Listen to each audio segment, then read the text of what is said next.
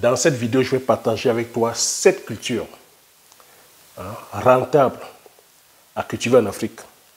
Donc les 7 cultures les plus rentables à cultiver en Afrique. Je vais t'expliquer pourquoi est-ce que j'ai sélectionné ces cultures. Je les ai sélectionnées selon le contexte actuel. Tu sais que nous sommes en train de vivre en ce moment une crise alimentaire. Donc, quand on est en période de crise, on se doit de faire des choix stratégiques. Et tu sais qu'en termes de business, même dans le domaine agricole, avant de se lancer, on se doit de se lancer stratégiquement. Donc les 7 cultures que je vais sélectionner ici, je vais partager avec toi, c'est des cultures stratégiques qui pourront répondre comme ça, en un temps très court, à la crise alimentaire qui est en train de nous frapper. Donc c'est des cultures qui peuvent comme ça, en un laps de temps, répondre à cette crise alimentaire. Donc, je t'ai dit ici que pour te lancer dans le domaine agricole, j'ai fait une vidéo aussi, une vidéo qui t'explique, toi qui es intéressé par le domaine agricole, toi qui veux commencer l'agriculture, même toi-même qui es déjà dans le domaine agricole, j'ai fait une vidéo qui explique en long et en large, en travers, comment est-ce qu'il faut procéder, la vision qu'il faut avoir, les différents ouvrages qu'il faut lire, parce que ça demande de la lecture.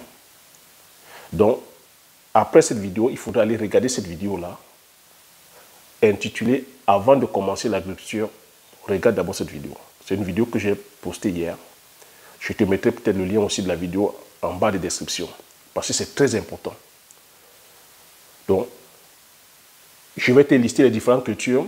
Et il va falloir aussi que, selon ta sensibilité, selon ta zone agroécologique, une fois que tu auras fait le choix, que tu aies regardé cette vidéo-là, que tu puisses t'imprégner des consignes que j'ai laissées, parce que je n'ai pas envie de faire cette vidéo très longue. Il y a des stratégies à mettre en place. Les cultures que j'ai sélectionnées, c'est par rapport aussi aux choix stratégiques. Il y a de la géoéconomie, il y a de la géostratégie, c'est-à-dire que sur le plan alimentaire aussi, pourquoi est-ce que j'ai sélectionné ça? Pourquoi est-ce qu'on se doit de sélectionner ces cultures-là? Donc sans plus tarder, je vais te dire voilà, t'inviter ici, la première culture qu'on se doit de produire massivement si nous voulons colmater voilà, cette crise alimentaire et si tu veux vraiment t'enrichir aussi, c'est l'igname. Tu vois qu'en ce moment, nous sommes en pleine crise alimentaire, nous sommes en pleine crise sur les céréales, on parle de farine consommée par les humains, même les farines sur le plan alimentaire aussi des animaux. Tu vois que sur le plan de l'élevage, on a comme ça des éleveurs qui sont en rupture de stock par rapport aux céréales. Sur le plan de la consommation humaine aussi, nous sommes en rupture par rapport aux céréales de blé et tout ça. Donc, la culture que je vais t'inviter ici à produire, si tu veux, t'as dit quoi là, gagner beaucoup d'argent, c'est l'igname. L'igname, pourquoi? Parce que l'igname, à l'hectare, on a un rendement, c'est-à-dire que de 70 tonnes, 70 tonnes l'hectare.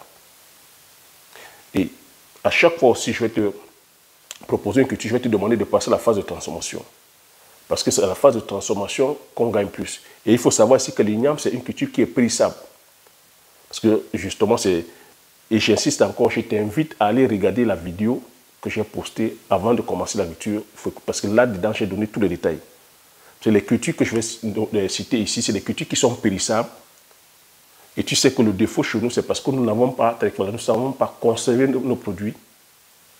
Nous ne sommes pas encore à la phase de transformation. Je vais t'inviter ici, avant de te lancer, de penser aussi à passer à la phase de transformation, de penser au système, à passer à la phase secondaire, qui est la transformation.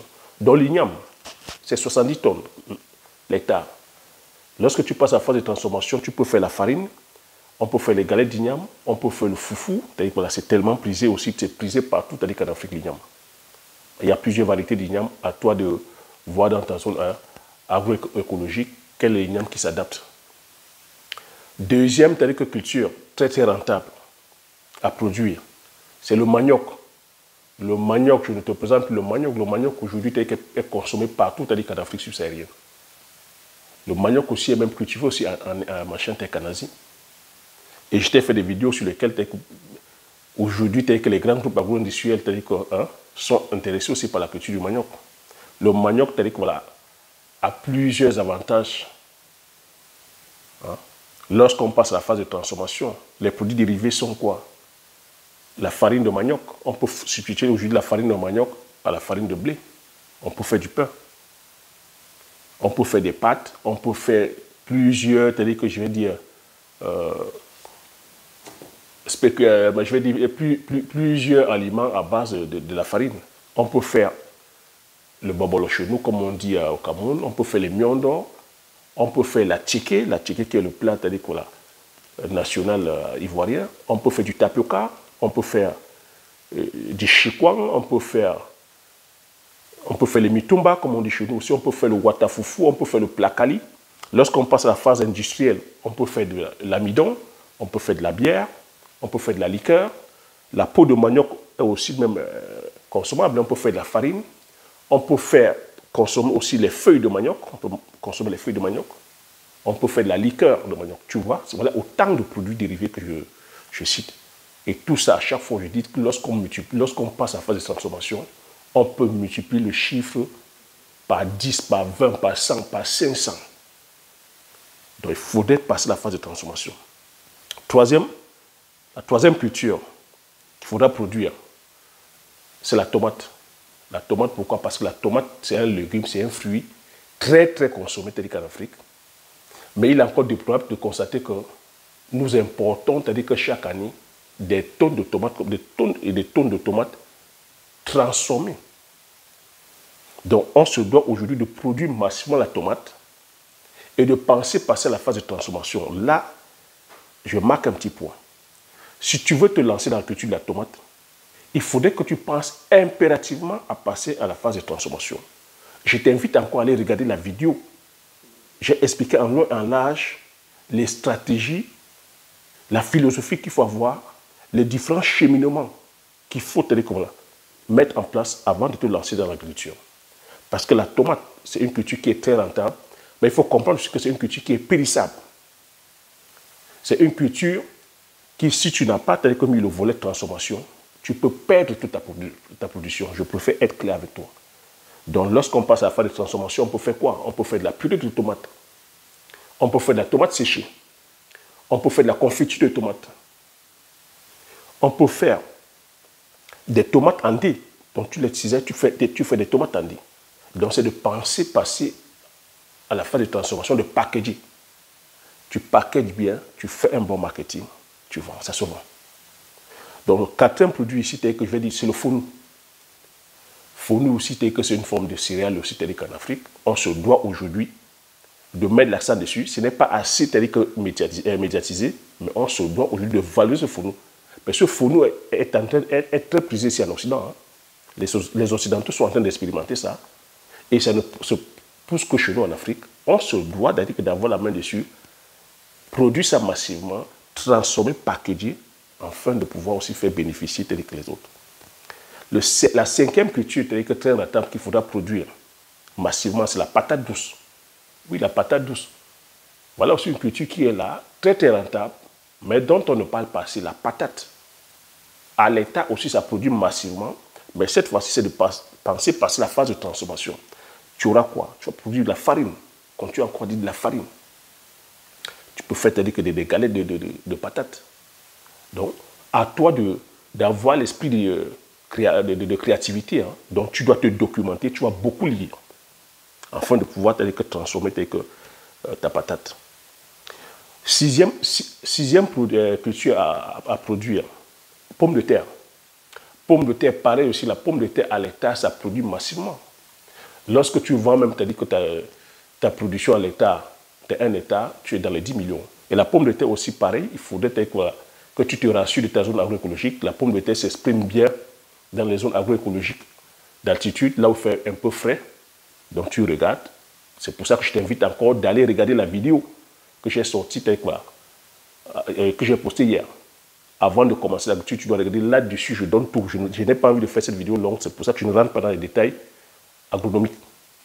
Pomme de terre, pareil aussi, lorsque tu passes à la phase de transformation, tu peux faire de la farine, tu peux faire la purée de pommes de terre, tu peux faire les frites de pommes de terre. Donc, cette fois-ci aussi, la transformation bien packagée et distribuée. Septième culture, c'est-à-dire que très rentable aussi, que tu peux produire en Afrique pour pouvoir gagner beaucoup d'argent, c'est le poivre. Le poivre, c'est-à-dire que c'est une épice, c'est la troisième épice la plus chère au monde. C'est une culture qui s'épanouit dans les zones, c'est-à-dire que je vais dire forestières. Donc c'est une culture qui pousse sous ombrage. Ça entre en production au bout de 3 ans. L'avantage est que c'est une culture, que contrairement aux autres cultures, si c'est une culture pérenne, lorsque tu as reçu la culture, que ça peut rester comme ça 100 ans. Donc tu vois, à l'hectare, un hectare, que tu peux à l'hectare, ça peut aussi entre 4 et 8 tonnes. Et le kilo se vend en Afrique de 10 à 25 000 francs. Et ici en Occident, tu peux vendre ton kilo de poivre à 400 €. Donc, pareil aussi, lorsque tu passes à la phase de transformation, tu as le poivre blanc, le poivre noir. Tu as le poivre moulu. Le poivre aussi est utilisé, c'est-à-dire qu'en industrie, c'est-à-dire qu'en industrie, en pharmacie, on peut faire de la liqueur, on peut faire des parfums, on peut faire des gaz lacrymogènes. Il y a beaucoup de choses qu'on peut faire avec du poivre. Tu as aussi des huiles essentielles de poivre, donc c'est très demandé, c'est-à-dire qu'en industrie, que ce soit, c'est-à-dire que du bien-être, cosmétique, c'est très demandé, c'est très prisé. Et le poivre aussi est tellement bon sur le plan, c'est-à-dire que de l'alimentation. C'est un antioxydant, c'est-à-dire que c'est un anti-inflammatoire, ça a tellement, c'est-à-dire que de bienfaits, tellement de bienfaits. Donc, en culture bonus, parce que tu vois ici les cultures que j'ai citées, c'est des cultures, des cultures de saison, en dehors du poivre. Parce que puisqu'il y a ce besoin-là de nourrir la population, on se doit d'aller sur les cultures, c'est-à-dire de saison, les cultures de cycle, qui produisent au bout de 3 mois, à grand max, au bout de 12 mois. Donc tu vois, c'est pour ça que stratégiquement, j'ai mis ces cultures-là. Donc maintenant aussi, les cultures bonus, je vais te demander de cultiver le sorgho. On peut cultiver tel que le mil.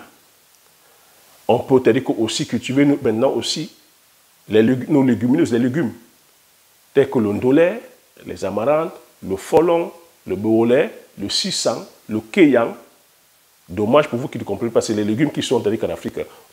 On peut aussi produire les champignons, dont les mycéliums, afin de pouvoir aussi comme ça diversifier, varier, parce qu'il faut aussi comprendre qu'il y a cette crise-là qui est sur la production des protéines, puisqu'en ce moment, on est en manque de céréales. Donc sur le plan de l'élevage aussi, c'est-à-dire que ça grince un peu parce que l'alimentation, c'est-à-dire qu'il y a très peu on est en difficulté en termes des aliments, ce qui freine aussi, c'est-à-dire que le secteur de l'élevage. Donc on peut aussi diversifier justement des sources de protéines en cultivant les légumes, tels que j'ai cités là, pour ne pas être en carence. Donc, voilà les 7 cultures rentables à produire en Afrique. Voilà, si on veut gagner, j'ai dit, c'est choisi exprès de façon stratégique. Hein. Tu sais que la liste ici, il y a plusieurs produits qui sont rentables, mais stratégiquement, si on veut contrecarrer avec la crise alimentaire qui est en train de pointer son nez, qui est en train de sévir, on se doit stratégiquement de choisir, c'est-à-dire que justement, ces différentes cultures-là. Donc, marque-moi dans les commentaires aussi la liste. Et maintenant, si tu veux connaître l'itinéraire agronomique, ces différentes cultures aussi, je les ai aussi, c'est-à-dire que j'ai déjà donné l'itinéraire agronomique sur la chaîne. Visite la chaîne par rapport à ta sensibilité, par rapport au choix de ta culture. Regarde, j'ai déjà donné l'itinéraire agronomique comme ça sur la chaîne. Donc, voilà ce que j'ai à partager sur cette vidéo. J'espère que tu as appris quelque chose. J'espère que tu as aimé. Si tu as aimé, laisse un like, laisse les commentaires. Abonne-toi si tu n'es pas encore abonné afin de pouvoir faire grandir la communauté des visionnaires. Partage massivement la vidéo autour de toi afin que vous soyez comme ça plusieurs à bénéficier de ces informations. Comme j'ai coutume à dire, l'information c'est la connaissance, c'est la richesse. Une fois qu'on a ces informations, on applique ces stratégies et on passe l'action massivement afin d'impacter sa vie et impacter la vie de tous ceux qui vous entourent. Sur ce, je vous dis merci et aux prochaines vidéos. Ciao.